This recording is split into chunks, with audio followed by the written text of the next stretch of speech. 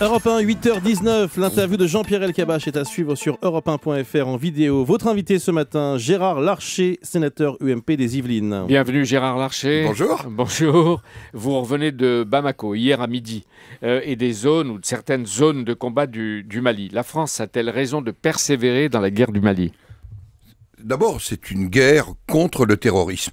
Et un terrorisme qui est en train de déstabiliser toute l'Afrique. Vous dites que c'est le destin de l'Afrique qui est concerné. Et c'est le destin de toute l'Afrique jusqu'au golfe de Guinée. Et nous le voyons bien. C'est donc non pas un choc des civilisations, mais tout simplement, nous sommes aux côtés du Mali, comme nous devons être aux côtés d'autres pays. Je pense au Niger, je pense à tous les pays de la zone. Et ce combat, François Hollande a eu raison de l'engager. Et nos armées conduisent aux côtés des forces maliennes, des Tchadiens, des Nigériens, des forces africaines, une action tout à fait remarquable. Et justement, en ce moment, elles se battent précisément dans un périmètre de plus en plus serré, dans le nord. Dans la Drare des Iforas. Voilà, contre des djihadistes Al-Qaïda bien armés qui se font sauter surtout pour ne pas se depuis rendre. Fort longtemps. Voilà. À ceux qui auraient la simplification de croire que tout a commencé en même temps que l'affaire libyenne. Ça a Ça commencé fait à la bientôt fin de la depuis guerre 10 ans, civile 10 ans. algérienne. Est-ce qu'on vous a dit sur place que la guerre sera longue ? Sur place, simplement, nous voyons des hommes engagés.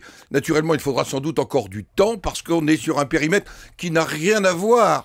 Imaginez que la Drare des Iforas, c'est 100 km de côté, 120 km de long, et que tout ça, ce sont des secteurs extrêmement difficiles en ce moment. et où les soldats engagés doivent faire preuve de beaucoup de courage, de détermination. Vous étiez au Mali avec Jean-Pierre Chevènement, en commission de la défense du Sénat. Hier après-midi, vous avez auditionné à huis clos Jean-Yves Le Drian.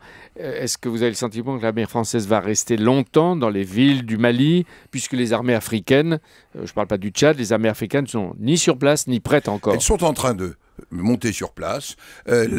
En fait, le Mali doit reconstruire son État, doit reconstruire ses forces armées. Voilà pourquoi il faut que les forces africaines montent le plus rapidement possible. Mais que la France reste.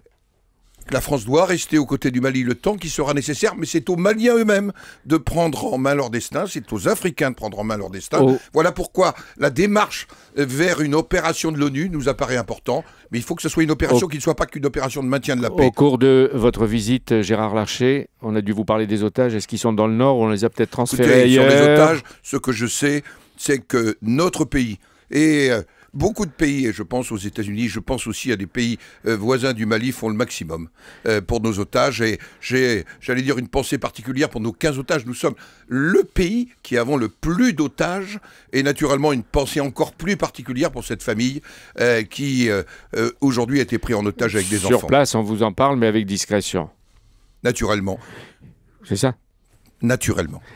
Vous avez été ministre du Travail avec Jean-Louis Borloo, Gérard Larcher, 1,4 de plus que le mois précédent de chômeurs, 10% de plus en un mois, et surtout une moyenne annoncée de 40 000 chômeurs supplémentaires par mois. François Fillon, devant vous, hier, a dit « La France est menacée de conflagration civile ». Qu'est-ce qu'il veut dire? Est-ce qu'il n'exagère pas?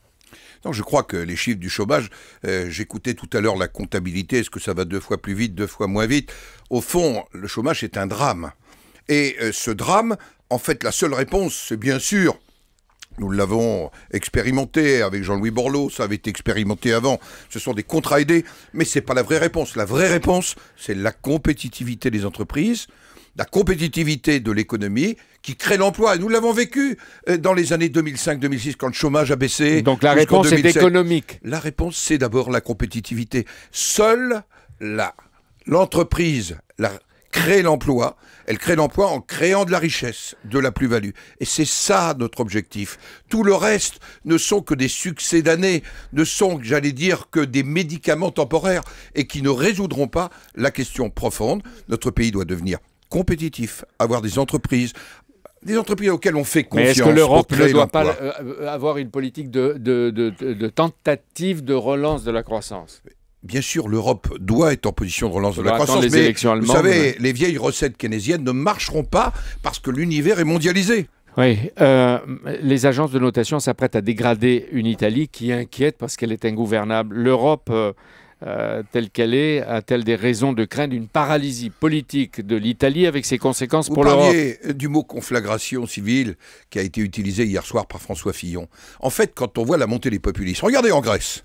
L'Aube dorée, il y a quelques mois, un parti néo-nazi. Aujourd'hui, un comique. J'avoue préférer un comique à des néo-nazis. Mais au fond, ça traduit quoi? Une angoisse profonde de l'ensemble des citoyens européens. Il y a un risque de conflagration civile et sociale. Mais oui, parce que si nous ne mettons pas fin au déclin, si nous ne mettons pas fin, j'allais dire, à cette absence de vision, à cette absence d'espoir, eh bien on se tournera vers les populismes. Voilà pourquoi l'objectif numéro 1, c'est vraiment une économie compétitive. C'est la seule condition qui permettra de préserver notre modèle social. La résurrection de Berlusconi, le populisme en hausse, vous avez raison. Le mythe Mario Monti démystifié parce qu'il a dit la vérité. Était-ce un mythe? Il faut une pédagogie de la réforme. Voilà pourquoi François Fillon a raison d'engager sa rencontre avec les Français, de prendre le temps de réfléchir à un projet alternatif. Mario Monti, il a été pris par le temps.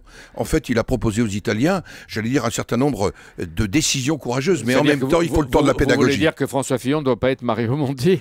Je dis que toutes celles et tous ceux qui vont proposer au pays un changement ne peuvent pas le faire en disant « moi, président de la France ». Non, il faut le faire en parlant au pays, en vérité. Alors, vous aussi, Gérard Larcher, vous avez ovationné François Fillon hier à son meeting de la Mutualité. Il ne cache pas son ambition d'être présent pour la primaire Élysée 2017. Vous lui donnez raison? Je pense qu'il a raison d'entamer, j'allais dire, la réflexion globale sur un projet d'alternance. Non, mais d'y aller déjà et de le dire. Il a raison de le faire. L'objectif, c'est pas 2016, c'est d'abord de rencontrer le pays, de réfléchir à un projet. Et puis en 2016, il sera candidat, je n'en doute pas si les conditions sont réunies, à une primaire. Et le meilleur de la primaire deviendra notre candidat. D'autres sont sur la ligne en effet de départ. Jean-François Copé, Xavier Bertrand, Nathalie Kosciusko-Morizet, peut-être Bruno Le Maire, peut-être Nicolas Sarkozy. Mais quand François Fillon annonce hier que depuis l'échec de la présidentielle, il n'y a ni préséance, ni sauveur, ni hiérarchie, qu'est-ce que ça veut dire? Mais ça veut dire que aujourd'hui, tout est ouvert et qu'il faut réfléchir collectivement à ce projet que nous proposerons aux Français, qui n'est pas simplement le changement d'un homme ou d'une femme. Vous ne me répondez pas. Est-ce que ça veut dire, quand il dit « nous sommes tous au même niveau », que François Fillon s'émancipe même de celui avec lequel il a travaillé pendant 5 ans? François Fillon, lui, il assume le bilan du quinquennat et il l'assume en prenant ses responsabilités. Ils ont tellement été liés, Nicolas Sarkozy et lui, pendant ces 5 ans, que j'allais dire toute autre attitude ne serait pas compréhensible. Mais aujourd'hui, François Fillon fait partie de ceux qui peuvent porter un espoir demain pour notre pays. Peut-on faire partie des amis de Nicolas Sarkozy et des fidèles de François Fillon? Est-ce que la double appartenance, si je puis dire, est possible? En tous les cas, moi, je ne participe pas de la double appartenance, donc les choses sont très très simples. C'est-à-dire je rencontre Nicolas Sarkozy, mais je n'ai pas choisi en tant que tel.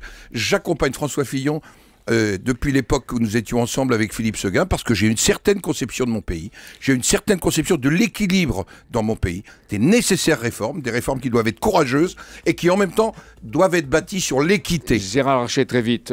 Nicolas Canteloup me rappelle que vous avez été, il y a longtemps, vétérinaire, vous occupiez des chevaux de l'équipe de France d'équitation, c'est ça?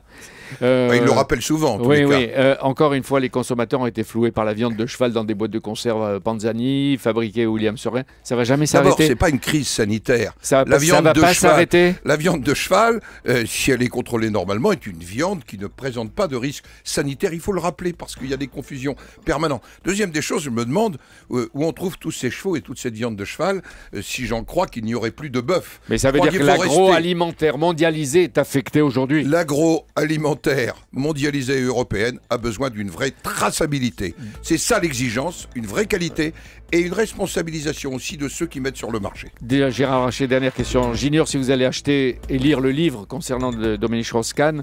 Vous avez vu que l'auteur, l'éditeur, le diffuseur sont condamnés par la justice à 1 an quart et à une amende pour atteinte à l'intimité de la vie privée. Est-ce que c'est de nature à éviter d'autres déballages? Je l'espère en tous les cas, parce que je pense que la vie privée fait partie de ce qui ne doit pas être broyé en permanence. Et je dois dire que pour des hommes ou des femmes publics, c'est quelque chose d'important. Après qu'ils rendent compte d'autres faits, ça c'est nécessaire, mais la vie privée, mettons-y un frein. Merci Gérard Larcher. Merci beaucoup Gérard Larcher, merci Jean-Pierre. Demain, votre invité? Invité spécial, François Fillon. François Fillon, invité demain matin d'Europe 1 à 8h20.